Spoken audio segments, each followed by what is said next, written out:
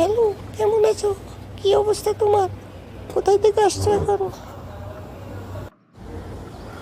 হ্যাঁ, ভালো। আমি ভালো আছি। তোমার কি অবস্থা?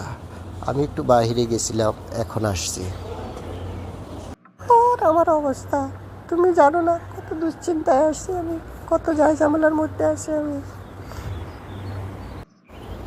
কি এত ঝামেলা? তুমি টেনশন করো কেন? টেনশন করো না। সংসার জীবনে ঝামেলা থাকবেই। এগুলো নিয়ে টেনশন করার কোনো কারণ নেই। না, আমি আর এত ঝামেলা সহ্য করতে পারবো না। একদিকে ছেলেমেয়ের ঝামেলা, অন্যদিকে তোমার, অন্যদিকে সংসারের টেনশন, এত কিছু আমার আর ভালো লাগে না।